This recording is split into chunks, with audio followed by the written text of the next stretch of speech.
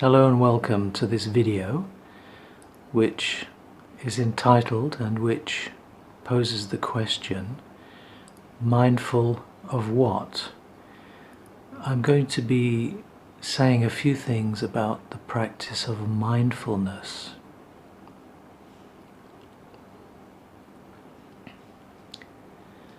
Now, when I was younger, in my late teens, I spent some time in the military, and as anyone who has served in the military knows, after signing up, the first thing that happens is that you go into several weeks of what is called basic training.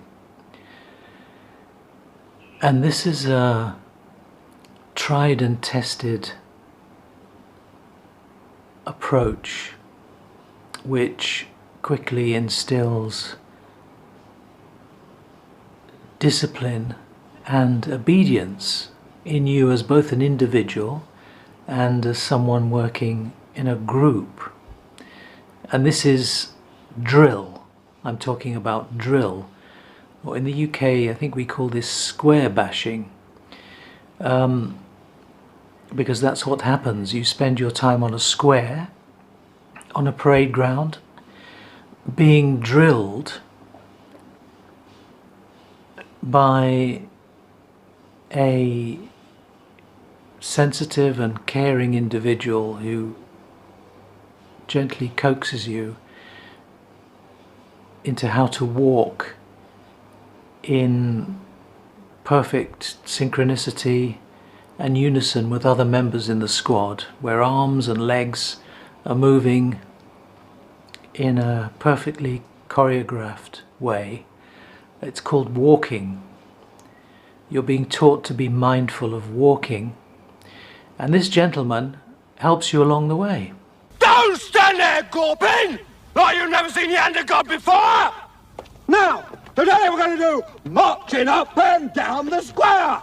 Of course, I've mischaracterized this drill sergeant. He's mean, he belittles you all the time, he shouts incessantly, and there's a great deal of psychological pressure to get what is essentially just walking, something that you've been doing quite naturally all your life without really thinking about it.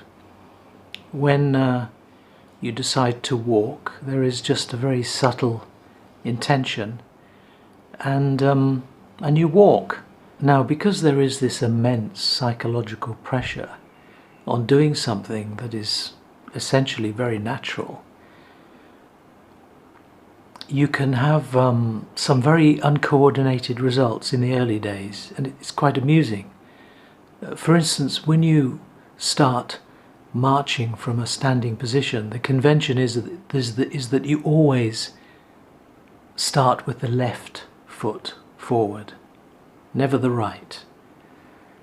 So that in itself produces this pressure to think, I'm just waiting for the order from the drill sergeant to march, and I've got to make sure I go on the left foot.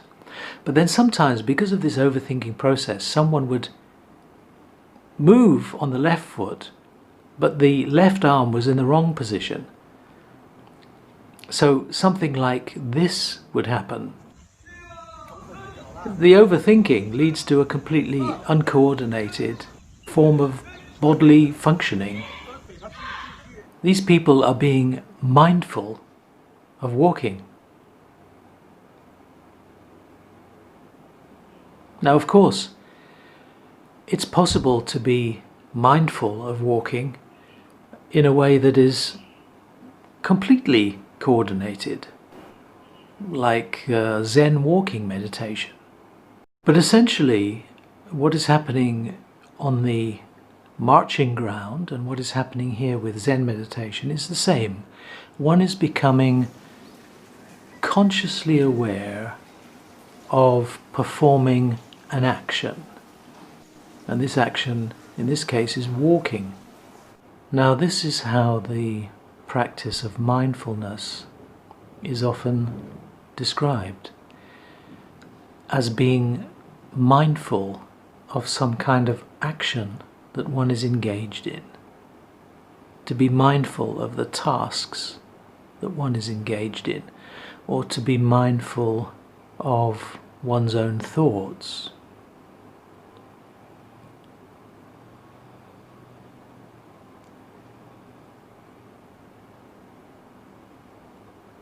So the question, mindful of what, is very often answered in terms of being mindful of objects. So thoughts and actions as they are experienced and perceived, these are all objects. And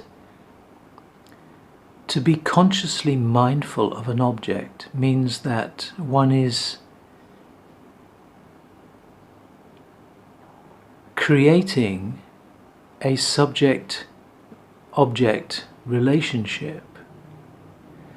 There is the subject who is the knower, and there is the object which is known,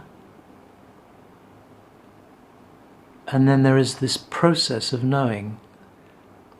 This trinity is a trinity of knower, knowing, and known. This is pure duality, subject-object.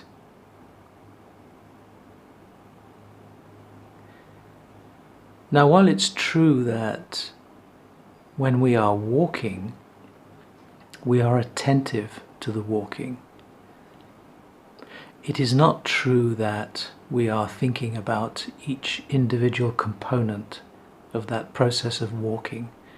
We're not thinking about the foot moving, which foot is moving, where your arm should be. If we did that, then it's likely we would be uncoordinated like these soldiers in the parade ground. But nevertheless, one can become accomplished at doing that. So with something like this Zen walking practice, one can become accomplished at being conscious of walking. But let us be clear here, this process is a subject-object relationship. I am walking and I am being conscious of that process of walking. This is not naturally how we walk. So the question arises, what possible benefit could this be for me?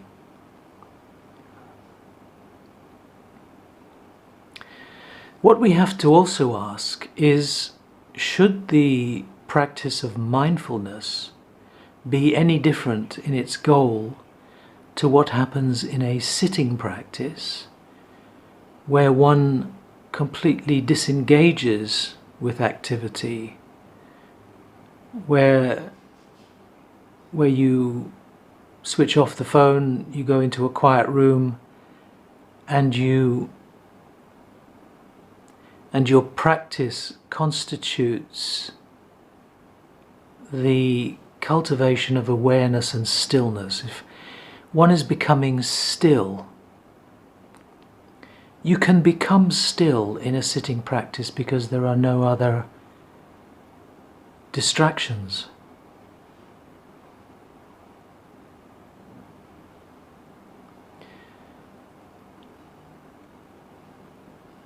If you have listened to my previous audio talk about self-inquiry and the I Am meditation, I make it clear that this process of scrutinizing this I thought, or determining the source of thoughts which appear to this one who is I, then I think it's clear that this I has to be transcended. We have to let go of this I, so that what remains is pure awareness. But if we practice something called mindfulness, and we are determined to consciously hang on to this dualistic process of subject and object, then why should this mindfulness be different to what is achieved in sitting practice?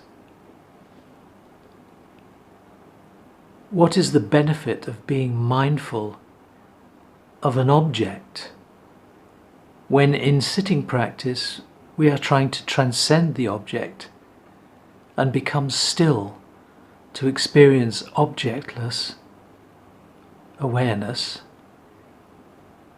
This practice of mindfulness, as it is described by some, seems to contradict this goal of stillness, devoid of objects.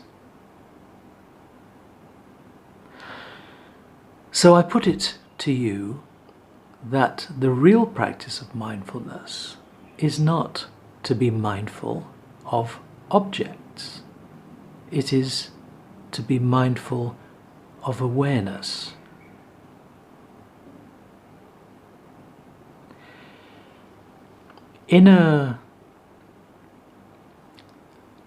Don't forget that the process, the practice of self-inquiry does not have to be done as a sitting practice with the eyes closed. It can be done during activity. But notice that this self-inquiry process is only using the object I, or I am, in order for it to dissolve and to surrender to pure awareness.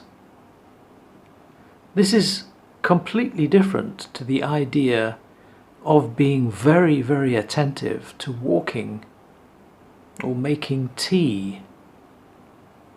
This is not the same thing at all. During activity, if we experience this background of unbounded awareness mixed in with our experience of changing phenomena, then to be mindful is to go back and touch on that awareness, not to stay with the object. Because if we do the kind of practice which I have seen many describe as being with what is, then that is where we are going to remain, with what is. We are going to be preserving and reinforcing this duality of subject and object, and the process of knowing an object. Why should mindfulness be achieving something different to what is achieved in a sitting practice, where one is looking for stillness without objects? Now, my view is that the practice of both a sitting practice and a mindful practice work very well together, but the sitting practice, I think, is more powerful at cultivating this growing sense of awareness, this background of awareness from which everything arises. And if that is cultivated in a sitting practice, then when one finds oneself in activity and this awareness starts to integrate in the relative, when this awareness starts to show itself while you are engaged in activity, then mindfulness is the process of recognizing that background stillness and being attentive to that. Not being attentive to making tea or walking. Just walk. If you want to walk, I suggest you just walk. But if you want to experience awareness during activity, then one should wait for the hand of silence, of awareness, to reach out to you. And when you notice it is there, you take hold of it and touch on it and just go back to it. And then go back to your normal activity. This is what I call mindfulness. Not mindful of an object. Because we are doing that anyway. In normal life, we are mindful of objects. We are living a duality. We're having dualistic experiences. So why reinforce that further? And call it mindfulness, a practice that has some benefit, because I can see no benefit whatsoever. The only benefit one gets is through going back to the source, to stillness. So this same stillness that one is trying to cultivate in a sitting practice should also be the goal in mindfulness, to be mindful of awareness.